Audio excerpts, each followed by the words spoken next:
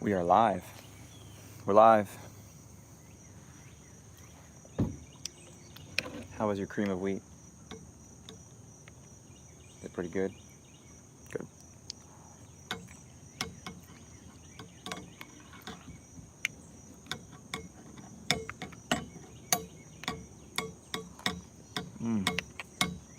What if I get it in my beard? That would be yucky. Well, hello, good morning. This is Coffee Talk number 5. Welcome back. We can't believe it. We've done 5 of these so far, haven't we? I hope you guys are having a great week so far. It is Thursday, July 16th. It's 7 in the morning. Well, 7:10 actually, to be exact. And I'm joined by my trusty co-host. We're chowing down on some cream of wheat and, of course, a strong cup of coffee. And I like to make my cream of wheat here on the grill on the back porch. I don't know why. I don't know, it just feels kind of like I'm camping a little bit.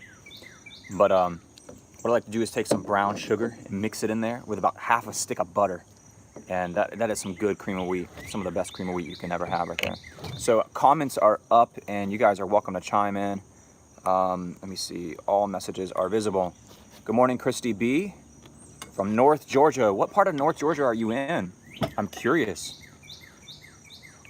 Because I love me some Appalachian Trail, Springer Mountain area, Ellijay, north of that area. It's beautiful up there. So I'm curious where you're at. Hey, look, we have matching shirts. We're both Canton, 55, Mike's north. Okay, cool. Hello from Northern Michigan. Wow, hey, Debbie. So cool, we have North Georgia, North Michigan. You know, Michigan, I have never been to Michigan. I'm sad to say. Thank you all for joining this morning. I don't know if this is your first Coffee Talk experience, but my name is Gabe. This is Micah. And we come on in and I have been to Springer Mountain with the horses for a trail ride. Yeah, it's a beautiful area. Good deal. Yeah, we try to make it up there every day as a family. Or every day, wow, I wish. Every year as a family. Especially in the summer, we'll shoot up there and go to, there's a little area called Aska, I think it is.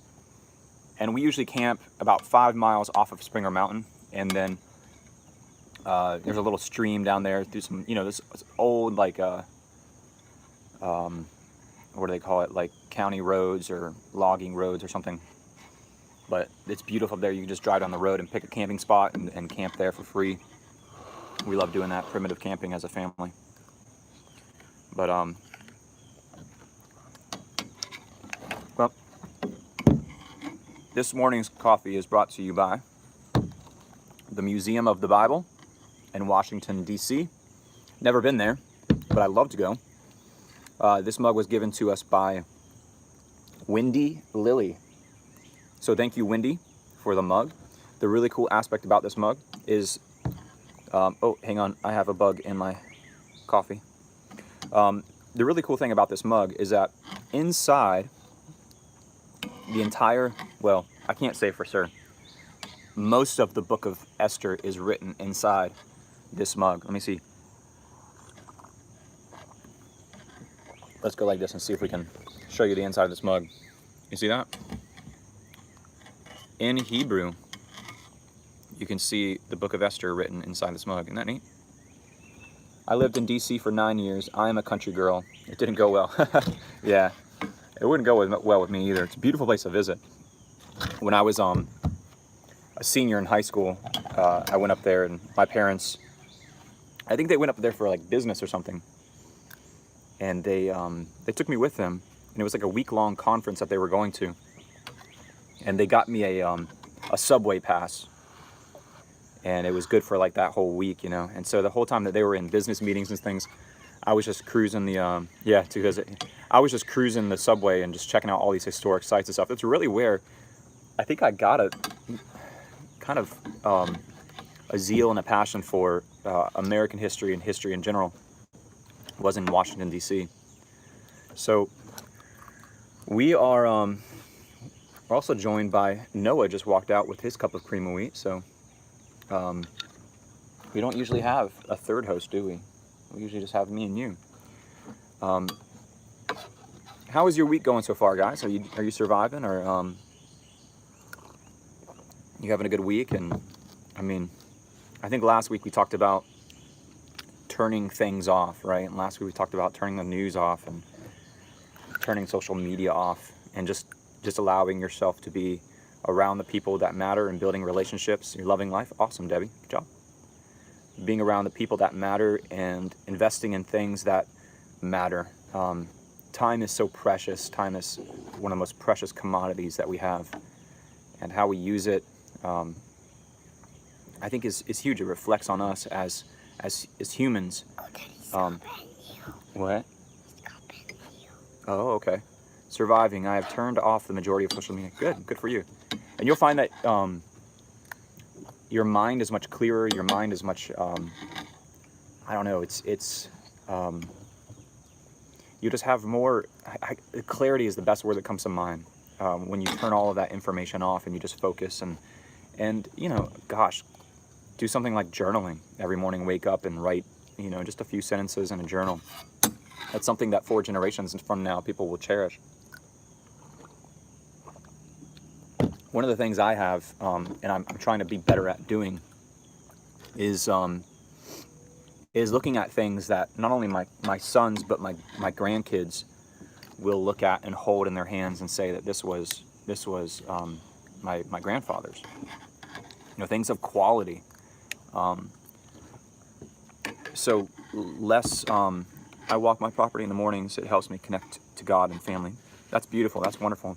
And that's very much like Adam and Eve. You know, they walked the garden in the morning, in the cool of the day, it says, and connected with God in the same way. I think that's how we were created, to connect with Him, for sure. So thank you for sharing that, Christy. And Dad. Yeah. Do you know me?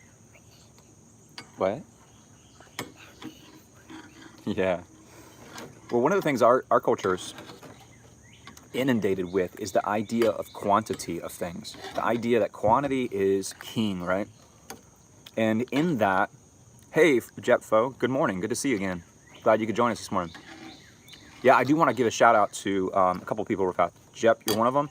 Regular watchers. Handyman Services Unlimited. Crypto. Good to see you guys. I know some of you catch it later on or whatever, but welcome and good morning to you. Hope you have a good cup of coffee in front of you. We look at quantity, though, and we always place it as Americans, as, you know, commercialists over quality, don't we? And we try to do more, but we end up doing more like with less quality. And that's unfortunate, because I think we should be doing less better. One of the things, if you're a subscriber to this YouTube channel, one of the things that really pushed me into YouTube was this camper that I bought. So let me rewind a little bit. I had no intention of going on YouTube ever, and YouTube really wasn't a big thing at the time. It was there, but it wasn't something that people did part-time, full-time, anything like that. It was just something, a vehicle through which you just kind of express yourself. I wanted to get more into camping and more into doing excursions to the family, like little road trips and things. And my wife did it as well.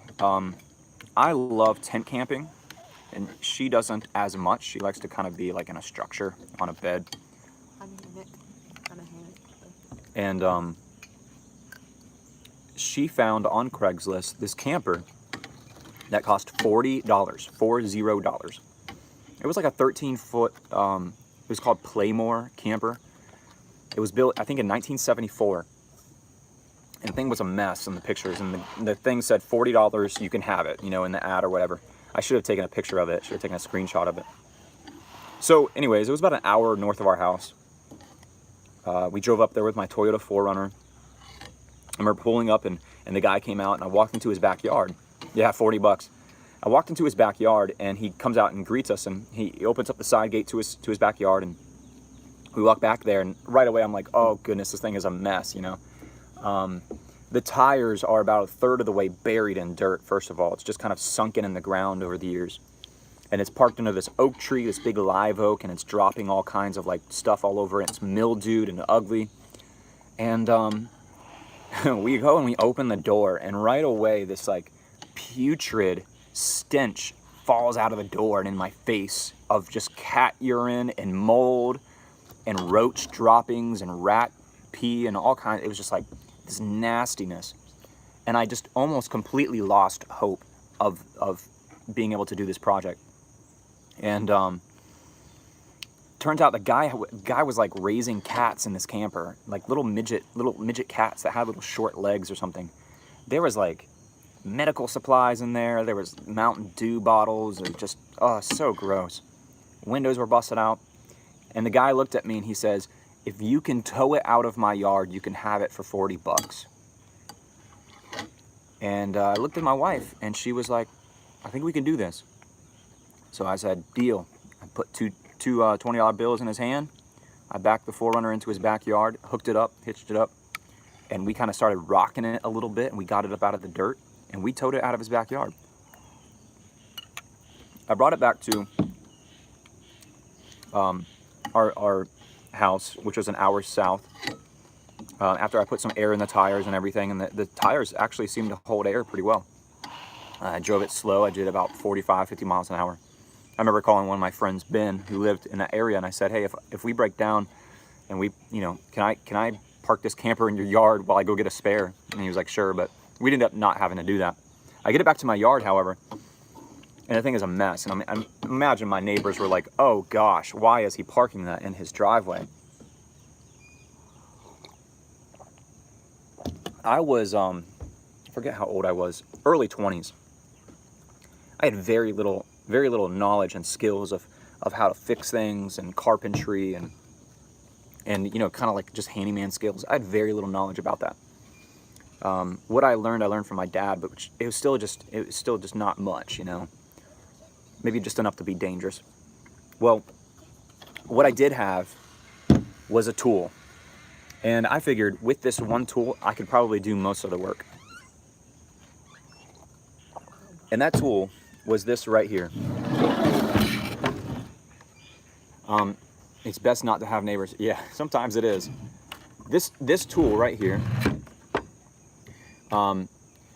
this is old, and I know it's old because on the label it says Black & Decker, made in the USA. And Black & Decker has not made diddly squat in the USA for a long time, as far as I know. And it says Raleigh, North Carolina down here, Their stuff is made in China. So this is an old saw. And if I had to guess, it probably is from the 70s or something like that, if not older. I don't know for sure. I just don't know. I could be wrong. But it's old. You see it's all rusted. And this is the blade that came on it. Where did I get this saw? I bought this saw at a yard sale for $5. And I brought it home. And I did not change the blade. This is the blade that I bought on it when it came at the yard sale. And I went to town on that camper. And a lot of it, I used a crowbar, some good old, sweat and tears. And the rest of it, I built this camper almost entirely using this saw, a hammer, what else? Oh, a little drill, a cheap drill that possibly was Black & Decker as well. Some liquid nails. I gutted this thing out, and I made a whole YouTube video about it and put it on my YouTube channel, walking through it. But I had no idea what I was doing this thing. I mean, I had no experience with carpentry or anything like that. Look at this. I even like nicked the blade, or nicked the cord. I sawed my own cord in half. That's how inept I was at using this saw. But $5 and hours and hours later, I rebuilt this camper. And I took photos along the way, thankfully. And my wife encouraged me, "Hey, take photos of this just in case, you might want to do this again in the future." We took this camper on multiple trips, and someone bought the camper off of me. $600, they bought the camper. And I repainted it. It looked nice on the outside. Well, it didn't look that nice. It was still an ugly camper. But it was nice inside. It was livable. It smelled okay. But we slept in it multiple nights through some nasty storms, by the way. That is a good motivation, awesome lesson for kids. Yeah, it is. And my son Noah, who's sitting here with me, who's 12 now, he was like 2 at the time. I have pictures of him helping me with the hammer, you know. And so anyways, here's Noah. I $5 and a lot of work, I got that thing squared away, and I sold it for $600. But don't forget, I took a lot of photos of this camper and of this process, and that's the key. Several years later, probably 6, 7, 8 years later, maybe even more, my wife says, you should take those photos and make a slideshow of those photos and then upload that slideshow to YouTube with you narrating over top of it and put it on YouTube. I did that, I think it's been 3 years now, I can't remember. And 1.1 to 1.2 million people have watched that video of me using this $5 yard sale saw, cutting my cord in half and all, fix up an old $40 camper, and I have since, I don't know if YouTube allows me to tell you how much I've made off of that video, but that video is monetized, right? And it's helping me pay the bills for my family. But it's made, I'll just say, thousands of dollars I've made off of that one video. And it's just honest, hard labor. It's, you know, it's not clickbait or anything like that. It's like, this is the process I went through. This is hundreds of hours of me working with this saw to get this camper squared away. So it's amazing to see, and it's still, I mean, it's still earning money. It's still gaining views. But that is one of the things that really propelled and pushed my YouTube channel forward to where I'm pushing 18,000 subscribers now, where I started with 0 subscribers. So it's amazing how you take something like, yeah, definitely look at it. It's on there. It's the $40 camper. It's a really neat story. But it's amazing how you take something that's a almost good for nothing tool, and you know, something that someone wrote off. They probably, at the end of this yard sale, if no one bought this saw, they would have just thrown it away, right? Just a piece of junk saw. And oh, and here's the best part about this saw. Watch this. Cover your ears.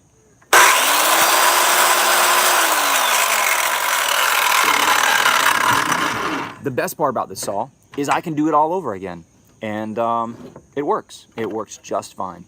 Now, I might want to change the blade out, but I don't have to. So, quality.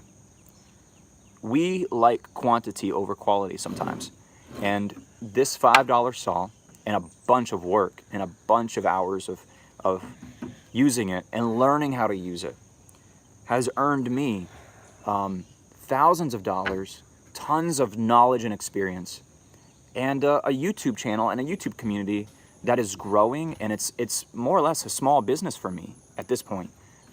Where now I go and I go places, I review things, I chronicle experiences that I have, and I share those with other people, and it's a really neat experience. I'm doing this in the coffee talk, you know, once a week, and you guys get to join. I get to know you, but all because of a $5 saw that I picked up at a yard sale, and my desire and my lack of fear to initiate something, to try something.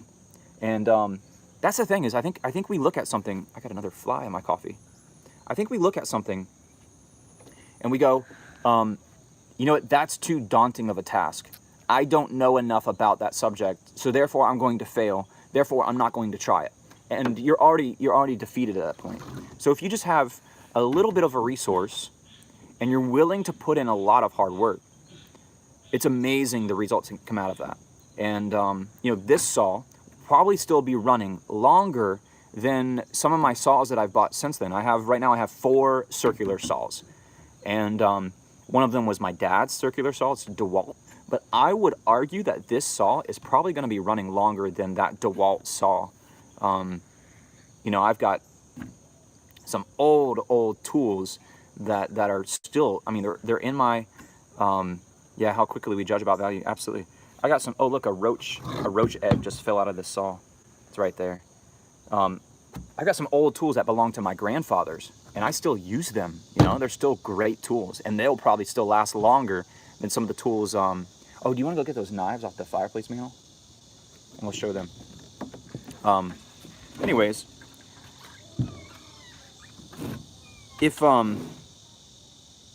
yeah, I think if we become people who look at something like a dire circumstance, or like what's going on in the media, what's going on in our nation right now, and we say, you know what, I'm going to, if we automatically throw in the towel and say, you know what, this is too daunting of a task. Hold on, I'll show this.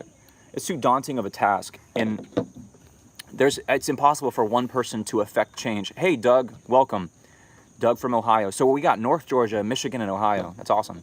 Welcome. If we look at a situation and we say, you know what, this is too daunting of a situation, I cannot affect any change over my nation, or over my community, over my church, or over my school, or whatever the case may be, you've already been defeated, right? But you can say, you know what, I'm going to go to that yard sale, I'm going to get the $5 saw, and I'm going to put in the work it takes. I might not see the results of my hard work for another 5, 10, 15 years, or even in my lifetime, but I'm going to put in the hard work now so that later I can see, or the generations down the road can see the benefit of that. And I think that's the people that we need to become in our nation, are people who are not scared to take a risk and put in a lot of hard work. And we could turn this thing around. I mean, we really could. I think there's a lot of opportunities to be fathers.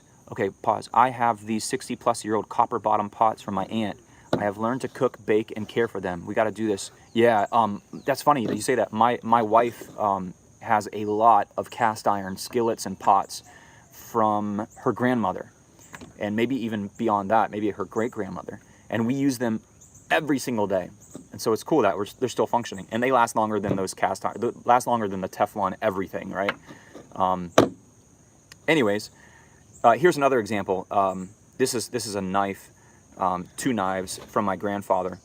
I love doing these show and tell things. Isn't that awesome? But my grandfather had these knives, and he probably carried these knives as an old timer by Schrade. He probably carried these knives around in his pocket every day for years and years, probably decades. He at least carried this one right here around in his pocket. And he lived in Memphis, Tennessee. And from what I know, I never met the man, but from what I know, he was a welder by trade. And he passed away before I was born. His name was Samuel. And it's still a functioning knife, still a beautiful knife. But I will, one of the projects I have this week, here in the next few days, is I'm going to polish these blades up and get them looking good. Because I want to do this. I want to pull these things out of the safe that they're in right now, and I want to use them, because I think that's what they're meant to be. You know. So here's another one. I don't know anything about this knife other than it was my grandfather's, and it appears to be homemade, because a lot of times what knife makers will do is they'll stamp their initials in here, like JOS is what it says here. So that's what a lot of knife makers will do. But I'm going to polish this up this week and get it nice and shiny, and use them as they used them. Yeah, Christy, perfect timing. I'm going to use them as they did, and yeah, that's how they're meant to be. So I'm going to put this back in the sheath, polish it up, and use it. So you guys will see these in videos, and this old timer, the Schrade. And then guess what? When I'm dead and gone, as my dad would say, my kids can fight over them. But, well, guys, I hope you have a outstanding week and a fun week, a productive one and a hopeful one. And remember, if I can use a $5 tool to greatly affect change around me and better my family, you can use some of the talents and the gifts that you have been given to affect change and hope. Thank you. You're wonderful too, Christy. I appreciate you joining in this morning, and hopefully we can catch you on the next one as well. So guys, enjoy your day, and be safe out there. Remember, invest some time, invest your skills, invest your talents in those around you. We can that will just create a ripple effect for hope, for positivity. We need a lot of positivity right now, don't we? Keep it real, guys. We'll see you on the next Coffee Talk. Wait, are we gone?